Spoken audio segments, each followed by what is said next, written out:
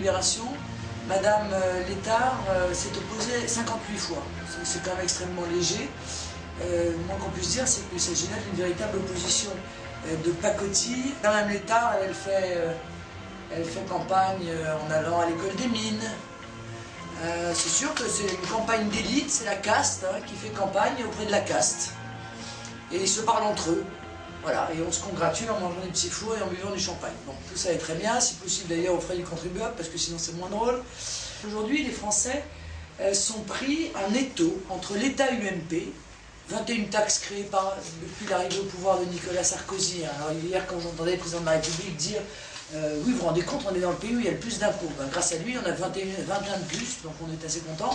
Et puis, une des grandes annonces qu'il a faites hier soir, c'est qu'il y en aurait une 22e, puisqu'il a prévu aux transporteurs une nouvelle taxe dès 2010 ou dès 2012. Il y a aussi les impôts régionaux, et ceux-ci ont augmenté dans des proportions qui sont insupportables pour les portefeuilles des habitants, mais surtout injustifiées, compte tenu de la contrepartie inexistante à l'augmentation de ces impôts. Cette imposition commence à créer un véritable ras-le-bol chez les Français, qui, je vous le signale, ont indiqué il y a peu, à 67%, qu'ils n'avaient plus confiance ni dans la droite ni dans la gauche, et ô combien on les comprend. L'insécurité reste un sujet majeur, parce que, contrairement encore une fois à ce qu'on a entendu hier soir, non seulement les faits, cette problématique ne se règle pas, mais elle s'aggrave. Elle touche maintenant les villes, c'était déjà le cas, mais aussi les villages, mais aussi les campagnes. Elle ne se limite pas à un certain nombre de quartiers, elle s'est développée et est maintenant quasiment omniprésente. Et aujourd'hui, ce sont les agressions aux personnes qui explosent, et notamment les agressions gratuites et les agressions avec armes.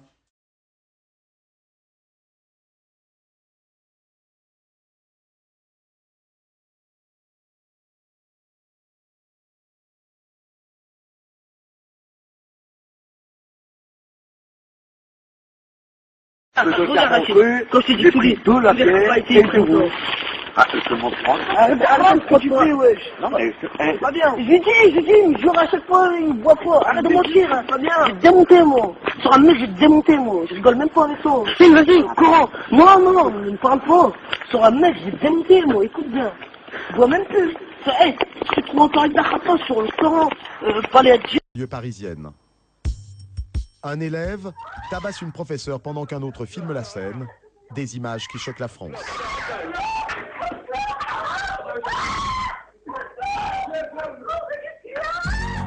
Six mois après les faits, nous sommes retournés sur les lieux. Un lycée professionnel habituellement tranquille, à Porcheville, dans les Yvelines. À la porte du lycée, visiblement, la plupart des élèves connaissent l'épisode et très peu le condamnent. Je crois qu'elle a, enfin, ce qu'on m'a dit, je crois qu'elle a... Elle a un petit peu parlé mal un élève. Ouais, ça. Bah raconte, hein, c'est ce que m'a dit. Les élèves avaient fait un pari de faire tomber la prof par terre, à ce qu'on m'a dit. Et après, l'élève, il s'est agité, il a pris la chaise, il l'a tapé, et puis il s'est pas lâché, il s'est pas arrêté, quoi. Moi-même, la vidéo, c'est pas vraiment fait bien agresser, hein. C'est juste une personne qui essaie de craquer, mais elle a rien. Elle s'est juste mangé une balayette, c'est tout. Clem, Qu'est-ce que tu as? la vidéo de la prof s'est frappée. Montre-nous. Tu nous le montres? Tu l'as encore? J'ai un petit... Le jeune élève a le film dans son téléphone portable. Un copain en a même fait un clip amateur, en musique, mélangé à d'autres images. Et l'avoir dans son portable, c'est une façon de se faire valoir auprès des copains. Et pourquoi tu as toujours ça sur ton téléphone? Bah, je sais pas, c'est parce que voilà, moi... Au cas où t'es en manque de bagarre. Aujourd'hui encore, la professeure... C'est ce que j'appelle la délinquance au couteau. Je veux dire, il n'y a plus une semaine où il n'y a pas au moins 2 ou 3 faits divers de jeunes, ou de moins jeunes d'ailleurs, qui se font planter à coups de couteau un peu partout en France, semble-t-il, dans l'indifférence générale. Ce dossier de l'insécurité est un échec absolu pour Nicolas Sarkozy, mais c'est aussi un échec absolu pour la région. Parce que la région a au moins une responsabilité en matière de sécurité dans 2 domaines. C'est la sécurité dans les transports et la sécurité dans les lycées. Or, c'est dans les lycées que cette insécurité augmente également de manière importante. Les lycéens ne sont plus aujourd'hui protégés aux abords des lycées, mais aussi à l'intérieur des lycées. D'ores et déjà, je vous indique, et c'est un scoop que nous demanderons, la création d'une police de protection des lycées, c'est-à-dire sur le modèle d'ailleurs de la police des transports. Ce sera une branche de la police nationale, parce que je crois que l'on ne peut pas confier la sécurité des lycéens à des vigiles ou à des entreprises privées. Je crois que ça relève de la responsabilité de la police nationale. Les retraités sont dans une situation aujourd'hui qui est catastrophique, il faut bien le dire. Le niveau de retraite est indigne, les manques de logements sociaux sont criants et le manque de structure pour les personnes âgées également. On s'aperçoit que nos retraités sont les grands oubliés de la politique et pourtant ils vont être dans les années à venir de plus en plus nombreux. Il serait temps que les plus grandes politiques nationales et régionales, en l'occurrence, puissent en tenir compte. Le pouvoir d'achat, bon, je crois qu'il est clairement établi aujourd'hui que le président du pouvoir d'achat a échoué totalement dans sa mission, puisque nos compatriotes n'arrivent plus, et y compris lorsqu'ils appartiennent à la classe moyenne maintenant, et y compris lorsqu'ils travaillent, à boucler les fins de mois. On assiste à une précarisation des classes moyennes, d'ailleurs quasiment à une disparition des classes moyennes. L'immigration reste un sujet tout de même important, y compris pendant ces régionales, puisqu'on s'aperçoit que les exécutifs socialistes, et M. Percheron en tête, déversent l'argent des contribuables dans des associations, pour la plupart communautaristes, qui sont le reflet du clientélisme des socialistes. Alors pour se acheter les voix des femmes maghrébines qui jouent aux boules, on déverse les subventions sur l'association des femmes maghrébines qui jouent aux boules, etc.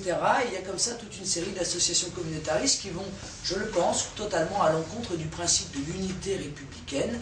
Le corollaire de cette immigration, c'est la discrimination positive, réitérée hier par le président de la République, et qui vise à expliquer que l'ensemble de l'effort de la nation sera fait uniquement à destination des banlieues. Alors aux banlieues, l'accession aux grandes écoles sans concours, aux banlieues, l'embauche dans les grandes entreprises, la banlieue reste le seul et unique centre d'intérêt, que ce soit d'ailleurs en l'occurrence de l'UMP ou du PS, qui à un moment donné ne savent plus quoi inventer pour faire plaisir à ce qu'ils pensent être leur futur électorat. Concernant le Parti Socialiste, on peut comprendre, parce que comme il a perdu l'électorat ouvrier et l'électorat des travailleurs, il faut bien qu'il s'en trouve un de substitution. Alors, ils ne sont plus à un délire près. Donc là, les socialistes du Nord nous ont sorti une nouvelle folie de leur chapeau. Donc ils veulent généraliser l'arabe en première langue dès le collège. Avec le gros clin d'œil qui va avec. Vous voyez ce que je veux dire, comme je suis gentil avec vous. Bon. Les transports feront évidemment partie de nos préoccupations, parce qu'ils font partie de la préoccupation de nos compatriotes, et on voit avec beaucoup d'inquiétude la suppression non seulement de beaucoup de services publics. Deuxième scoop, nous proposerons la création d'un tram-train entre l'île et le bassin minier.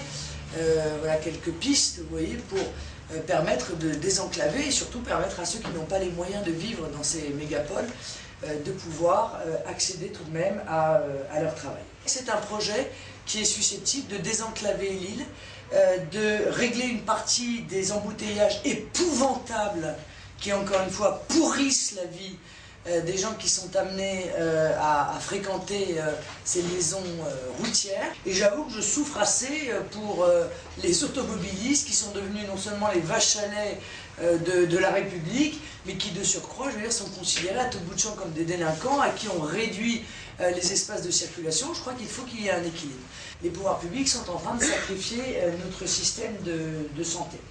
Les coupes budgétaires pour les hôpitaux sont quasi hebdomadaires, le niveau des soins se dégrade et s'accompagne d'une augmentation des coûts qui, il faut bien le dire, est aujourd'hui insupportable pour beaucoup. Ce n'est pas d'une carte vitale dont on aura besoin demain pour se faire soigner, c'est d'une carte bleue.